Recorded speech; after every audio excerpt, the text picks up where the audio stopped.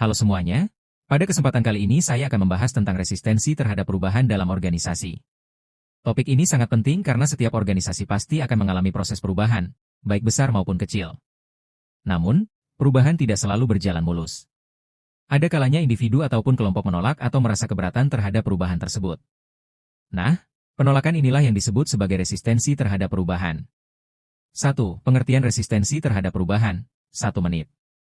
Resistensi terhadap perubahan merupakan reaksi yang muncul dari individu ataupun kelompok dalam organisasi ketika menghadapi proses transformasi.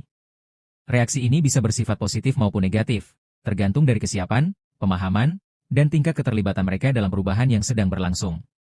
Menurut Robbins E. Judge, resistensi sebenarnya adalah bentuk sikap seseorang terhadap ketidakpastian dan risiko, terutama ketika perubahan tersebut menyentuh kenyamanan atau posisi mereka dalam organisasi. Dampak positif resistensi.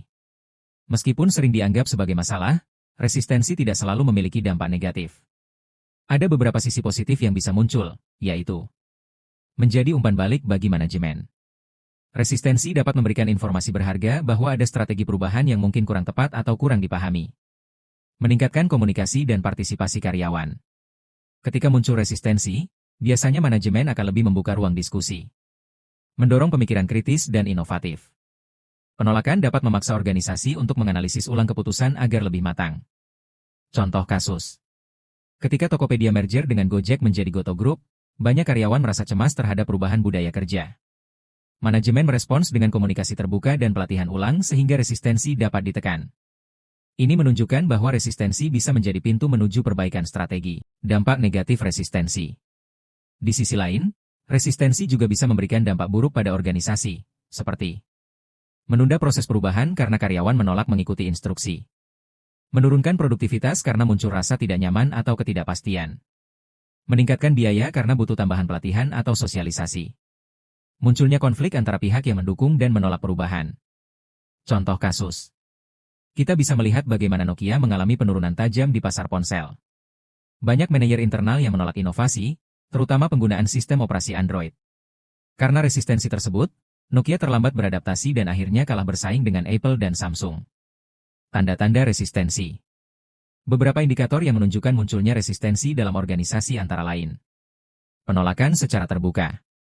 Penurunan partisipasi. Penurunan kinerja. Reaksi emosional seperti marah atau cemas. Ketidakpercayaan pada pimpinan. Absensi meningkat. Keterlambatan menjalankan tugas. Tanda-tanda ini perlu dikenali lebih awal agar manajemen bisa mengambil langkah yang tepat. Penyebab resistensi. Resistensi terjadi bukan tanpa alasan.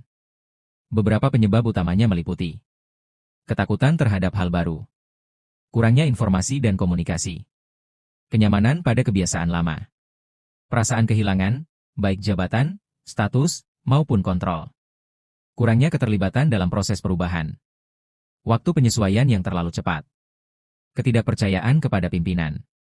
Pemahaman tentang penyebab ini sangat penting agar organisasi bisa menentukan strategi yang efektif.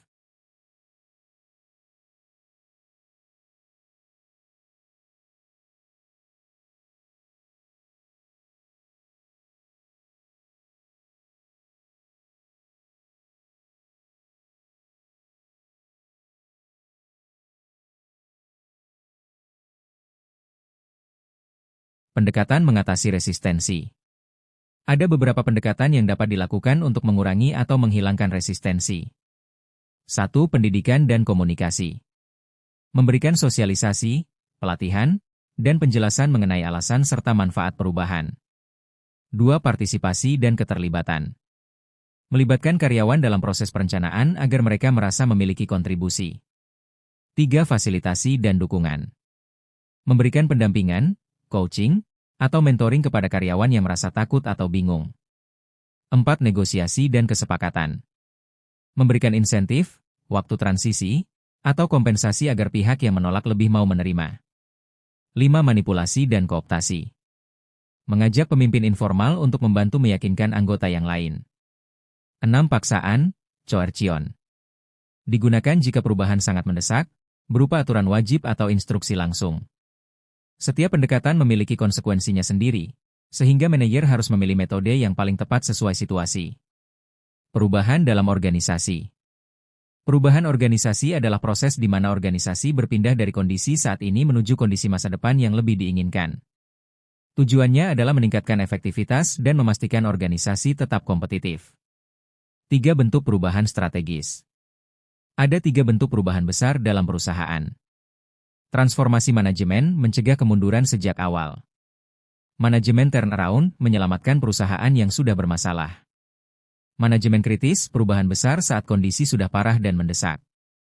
Studi kasus, Garuda Indonesia.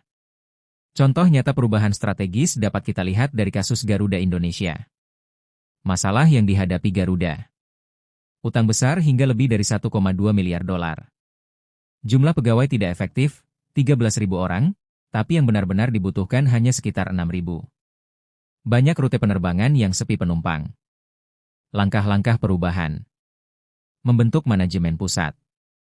Bernegosiasi dengan para kreditor. Melakukan perubahan menyeluruh pada kepemimpinan, manajemen, operasional. Pelajaran penting dari kasus ini. Perubahan strategis harus berjalan seiring dengan perubahan operasional. Transformasi harus dilakukan secara bertahap namun konsisten.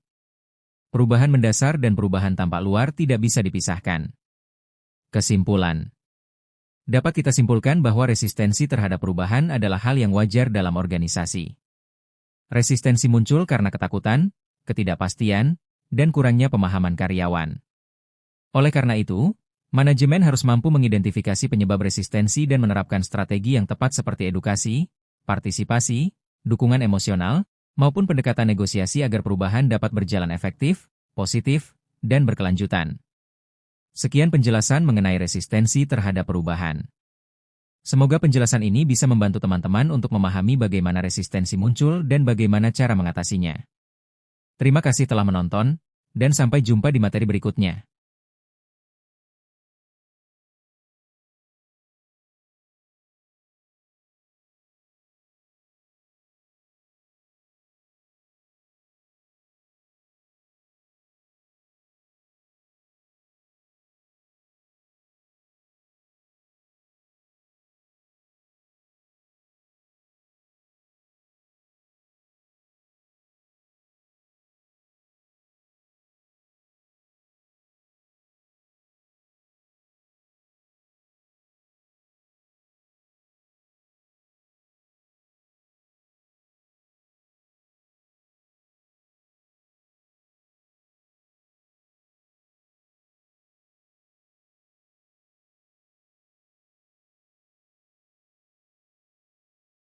Pelajaran penting dari kasus ini.